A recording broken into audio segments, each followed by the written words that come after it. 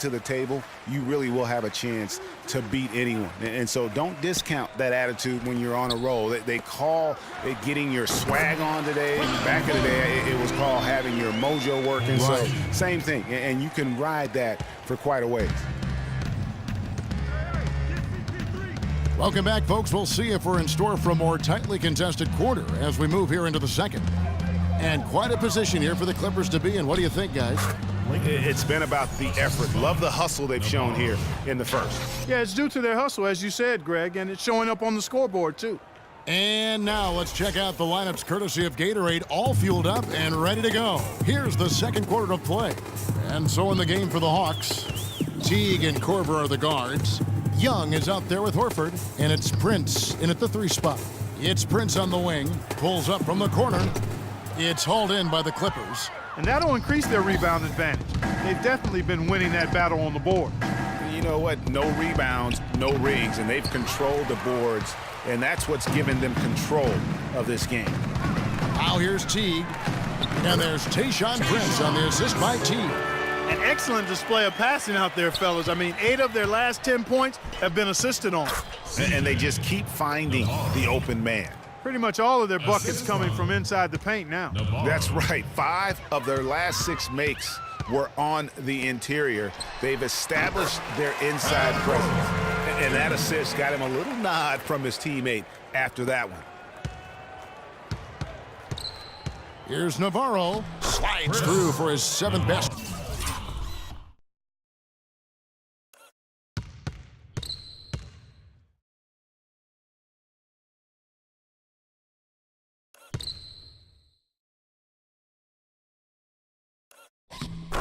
In 11 tries. And an open path to the hoop there. It's easy bucket. We've seen that far too many times today. T kicks to Horford. There's the pick, and it's blocked by Jordan. And pushing it up, here's Los Angeles. Just a great job of attacking on the break. Yeah, you know, exploding to the basket like that, Greg, just as soon as that ball was going the other way, that's exactly how you want to do it. The Hawks trail by 19. Timeout. Timeout. Start it.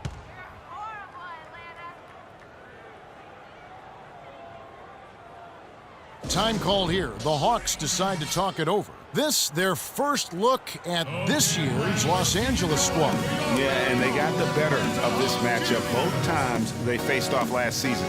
Do they still have their number? Well, the sample size wasn't that big. I mean, 2 games, not a lot to go on. But they are 2 teams at the top of the pile in each of their conferences, and because of that, I expect it to be competitive. Yeah, can't be pleased with all these easy looks they continue to give up there in the paint. No, I'm sure he's not, Greg. I mean, their defense is showing a lot of holes, especially down low. That's unacceptable.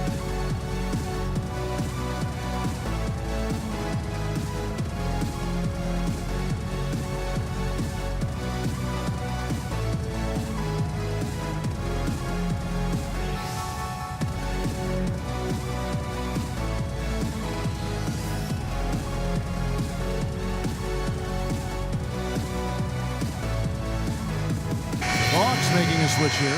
Hardaway is checked in.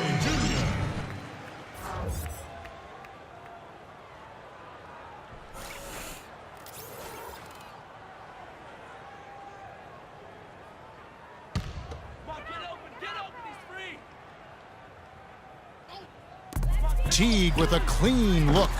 And once again off the mark by Atlanta. Well, last year, DeAndre Jordan turned in another great defensive performance. In fact, first team all-defense announced in the NBA after last season. Anchored his team, as he always seems to do. And Jordan was a force in the middle. Over 2 blocks a game again, and changed countless others with his effort. 2 on the clock. Navarro, the shot is off. So Atlanta will take it the other way. Following this game, they'll hit the road to challenge the Pacers at Pacers Arena in Indianapolis. And that'll be the first of a 2-game road trip for them. Yeah, you look at the advanced statistics for DeAndre Jordan and his defense at that end of the floor. Top 10 in defensive rating individually and led the league in defensive win shares. Here's Navarro. 18 points for him. Griffin kicks to Paul. And DeAndre Jordan throws it down. The one-hand slam is so sweet when it's his hand doing the slam. Oh, yeah, he is so smooth, even on a power finish like that. And really, that's what makes him unique, that combination of power and polish. And Jordan has really improved his defense every year since Doc Rivers challenged him. Last season ended third in the Defensive Player of the Year award race, but he has one in his future, no doubt, if he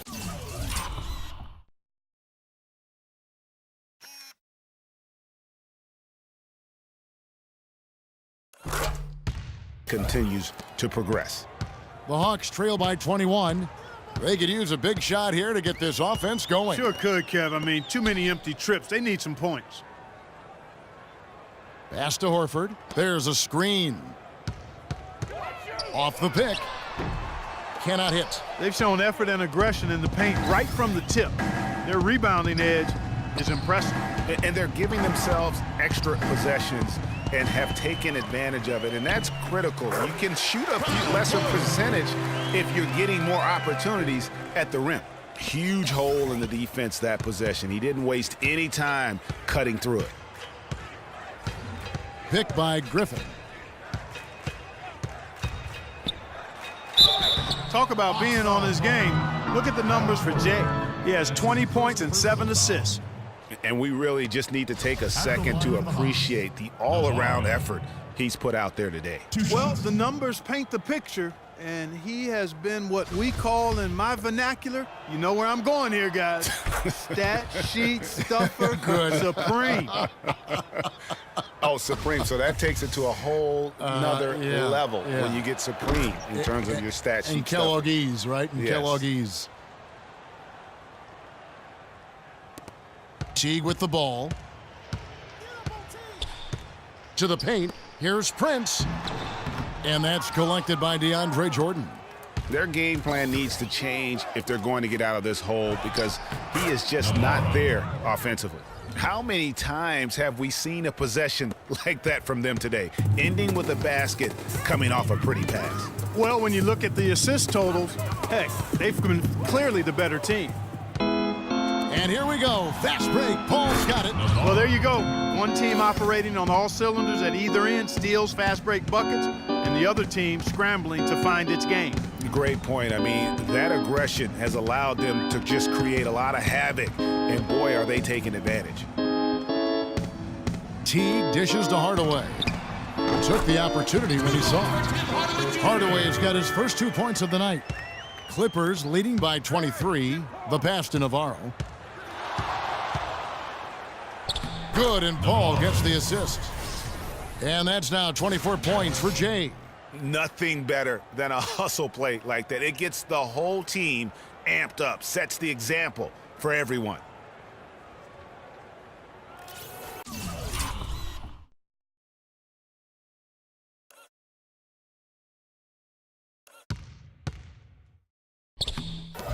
And here is Teague.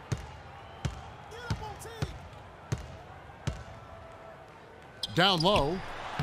Banked in off the glass. 6 points for Prince. Nice pass that time. What excellent vision by Jeff Teague out there. Paul passes to Navarro for 3. Atlanta with the rebound. He hit a 3 in the first, but so far has been unable to capitalize here in this quarter. Teague against Paul. Korver gets a wide open look. Gets the three-pointer to fall. Korver's got 11 points in the quarter. And really the scoring this quarter has been just off the charts, doing all he can to bring them back. Inside, Paul, no one around him. And the dunk by Jordan. And the second chance becomes a dunk we could feel over here. Yeah, GA, such a good, aggressive play in the paint. Guys, it's all about persistence on the offensive glass. You just can't ever give up on a play. Here's Teague after the basket by Los Angeles. And he gets the bucket. And I like the fact that he really was unfazed by that scoreless first quarter. And now you can see him getting into a rhythm. Clippers leading by 20. Now here's Paul. He's playing a pretty big role for him at the offensive end, averaging about 12.5 points a game. This one for three. Jordan kicks to Griffin. Shot clock at 5. Back to Jordan. And he throws it down hard with one hand. And he can time his passes so perfectly. Wow, what an assist. The feed now to Prince. Picked by Horford. Nice ball movement here by Atlanta. That's good, and so Teague with the assist. Horford's got his second bucket of the night. You can't afford to get him that kind of a look. Well, you know, he came off a good screen, but still, as a defender, you got to do a better job of fighting over and through that. The Hawks trail by 20. Korver attacking. Tries it from 9. That one a little long. And you saw how quick the defense was. They were ready for him. They got the hand in the face there and made that much more difficult. Yeah, and every team needs that kind of rugged interior defense because you want to try to distract your opponents when they get inside, and you also want to make them uncomfortable in their shot attempts. Here's Teague. Clippers able to drain the 3. To the middle. Here's Horford. That one's all good. Now he's 3 for 5 from the field. They've had assists now on their last 3 baskets. And it's not just their passing, but also the body movement off the ball that's created a lot of those opportunities. Last season,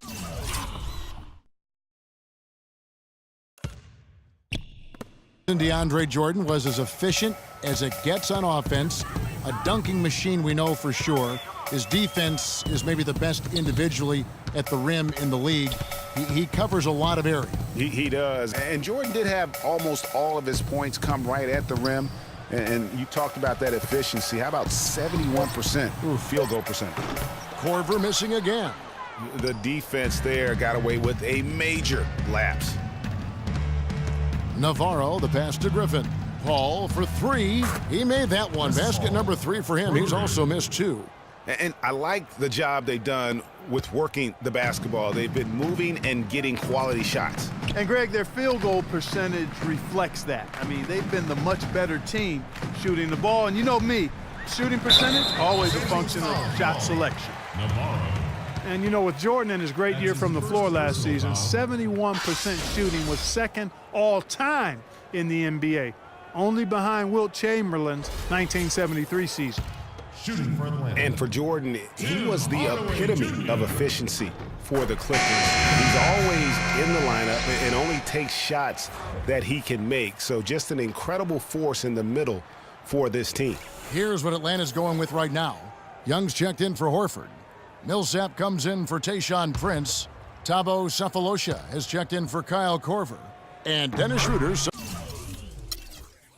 subbed in for Jeff Teague. Tim Hardaway Jr., the son of the great Tim Hardaway Sr., had a very good rookie season. However, last season, Clark, not the improvement that some were hoping to see out of him. Kevin, you knew the expectations were going to be high going forward, very high. But sometimes you step back before you move forward. He only shot 39% last season, very low for a guy of his caliber. I love the ball movement there. He put that on a silver platter, just served him up. Here's Navarro, covered by Sefolosha. It's rebounded by Paul Millsap. And although not a block officially, it might as well have been his ability to react and alter the shot. Greg, I don't think there was any doubt about it. His defense threw him off on that shot. Schroeder out to Hardaway. Puts up a 3. No good. Here's Navarro. Buried from outside. But I don't know. I think...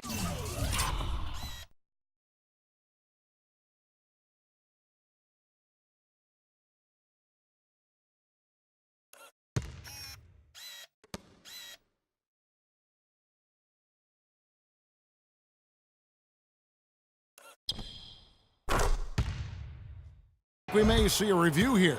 That was pretty close. And we are not going to halftime just yet. Officials signaling they are going to review the tape. And the footage relayed to the officials from the replay center in Secaucus, I think he got it off in time. The replay leaving little doubt. But to me, it's worth being certain. And that's why we have replay, to get these big calls right. We're in agreement? And they've overturned the call. The replay was conclusive, and that one's going to count. And Kevin, an example of why it's good to have replay. I don't know what kind of impact it'll have on the final